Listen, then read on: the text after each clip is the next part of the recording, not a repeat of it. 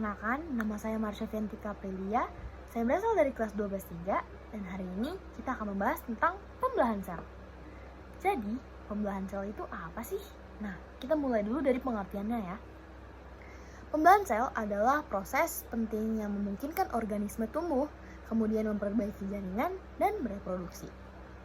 Proses ini terjadi dalam dua cara utama, yaitu mitosis dan meiosis. Nah, masing-masing dari mitosis dan meiosis ini punya fungsi yang berbeda-beda ya teman-teman. Pada dasarnya, pembelahan sel menghasilkan sel baru yang membawa materi genetik dari sel induk. Jadi keduanya nih buat mitosis maupun meiosis ini sama-sama melakukan pembelahan sel untuk membentuk anakan yang baru gitu ya. Pertama kita mulai dari mitosis. Mitosis adalah proses pembelahan sel yang menghasilkan dua sel anak yang identik secara genetik dengan sel induk.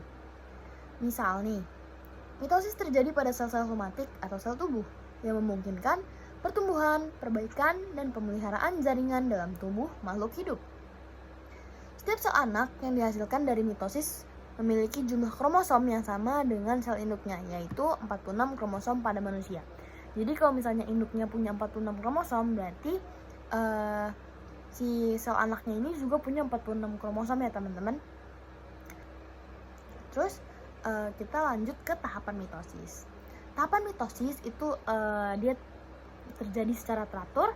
Pertama diawali dengan interfase. Nah, sebelum mitosis ini dimulai, sel berada dalam fase interfase, di mana sel ini nih banyak banget yang habisin waktunya di sel interfase ini, di tahap interfase ini ya teman-teman. Nah, interfase terdiri dari 3 fase. Yang pertama ada G1, di mana sel tumbuh dan melakukan fungsi normalnya. Kemudian ada S atau sintesis. Di sini DNA sel direplikasi, kemudian digandakan gitu jumlah kromosomnya. Terus tahap yang terakhir di interfase ini adalah G2, yaitu sel bersiap untuk pembelahan dengan mensintesis protein dan organel tambahan. Kemudian kita lanjut ke tahap kedua, yaitu profase. Nah, di profase ini nih, di mitosis, kromosom yang telah digandakan mulai memadat dan menjadi terlihat di bawah mikroskop. Kemudian membran inti atau nukleus ini mulai rusak. Terus sentrosom atau struktur yang berperan dalam pembelahan sel bergerak menuju kutub sel membentuk benang spindel. Benang spindel tuh yang di tengah itu ya teman-teman. Terus ketiga ada metafase. Di metafase ini, kromosom yang telah dipadatkan bergerak ke bagian tengah sel membentuk lempeng metafase. Kemudian kinetokor di sentromer atau titik pusat kromosom berikatan dengan benang spindel yang ditarik dari dua kutub sel. Nah, keempat ada anafase. Di anafase ini, kromatid bersaudara atau kromatid sister, yaitu dua bagian kromosom yang identik, ditarik ke kutub berlawanan dari sel oleh benang spindel. Nah, ini memastikan bahwa setiap sel anak akan menerima salinan yang identik dari materi genetik gitu. Kemudian ada telofase.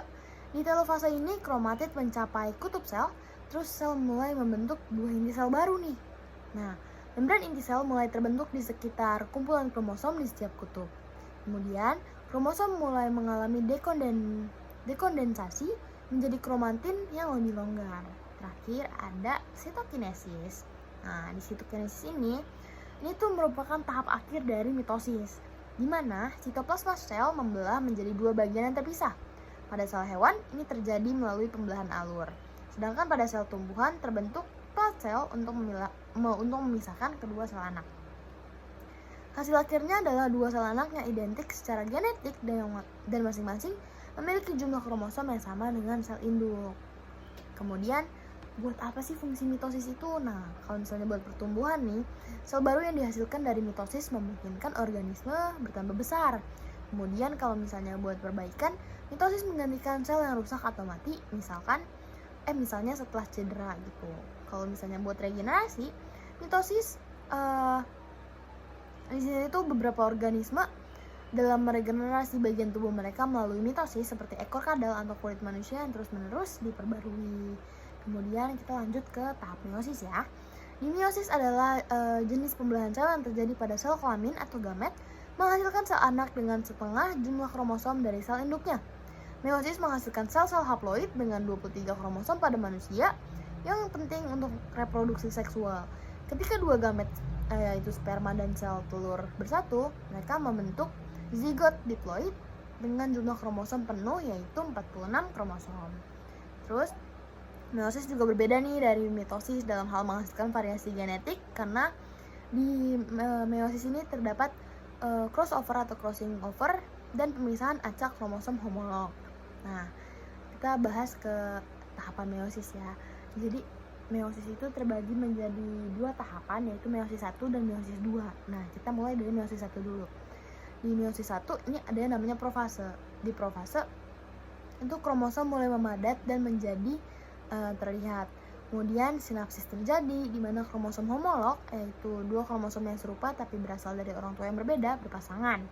Nah, di sini juga terjadi crossover, yaitu bagian dari kromosom homolog bertukar segmen menciptakan kombinasi genetik baru.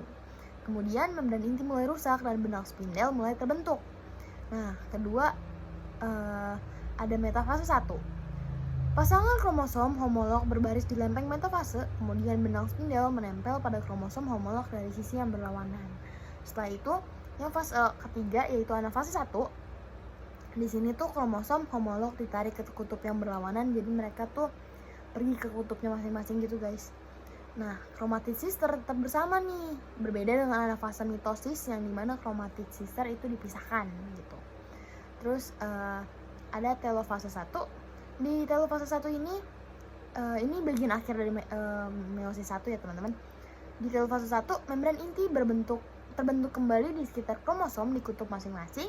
Kemudian sel membelah menghasilkan dua sel anak yang haploid atau mengandung setengah dari jumlah kromosom asli gitu. Terus lanjut deh, kalau misalnya udah telofase 1 udahan, kita ya udah lanjut ke meiosis 2. Nah, di meiosis 2 ini lebih mirip mitosis. Karena kenapa lebih mirip mitosis? Karena dia tuh chromatid sisternya terpisah. Nah, di meiosis 2 kita mulai dari profase 2. Di profase 2, kromosom membadat kembali dan benang spindel mulai terbentuk. Nah, kemudian membran intinya tuh larut di si profase 2 ini. Kemudian lanjut ke metafase 2. Di metafase 2, kromosom berbaris di tengah sel pada lempeng metafase. Setelah itu, di anafase 2 ini yang bagian ketiganya ya setelah metafase 2. Di anafase 2, chromatid sister dipisahkan dan ditarik ke kutub yang berlawanan. Jadi sama aja tuh mereka tuh pergi ke kutubnya masing-masing gitu. Nah, terakhir kalau udah kayak gitu tuh ya udah deh, kita sampai di tahap telofase 2. Di telofase 2 ini membran inti terbentuk kembali di sekitar kromosom. Terus sitokinesis terjadi menghasilkan 4 sel anak haploid yang berbeda secara genetik. Nah, ini tuh udah hasil finalnya gitu ya guys. Terus fungsi meiosis tuh apa sih? Nah, kalau misalnya buat reproduksi seksual, meiosis menghasilkan gamet dengan setengah jumlah kromosom yang penting untuk mempertahankan jumlah kromosom konstan dalam spesies saat fertilisasi terjadi. Terus kalau buat variasi genetik, proses crossover dan pemisahan acak kromosom menghasilkan kombinasi genetik baru yang merupakan dasar dari keragaman genetik dalam populasi. Terus bedanya apa sih kayak antara mitosis sama meiosis? Nah, jadi kalau mitosis ini terjadi pada sel somatik atau tubuh, sedangkan meiosis terjadi pada sel gamet atau kelamin. Kemudian kalau misalnya di mitosis ini menghasilkan dua sel anak yang identik, sedangkan di meiosis menghasilkan 4 sel anak yang berbeda. Terus di mitosis jumlah kromosom dipertahankan atau diploid, sedangkan kalau misalnya di meiosis ini jumlah kromosom dibagi 2 jadi haploid gitu guys. Terus di mitosis nggak ada crossover, tapi kalau misalnya di meiosis ada crossover di profase 1 lebih tepatnya ya. Terus terakhir, penting untuk pertumbuhan dan perbaikan itu buat mitosis 1, sedangkan buat meiosis itu penting untuk reproduksi seksual dan variasi.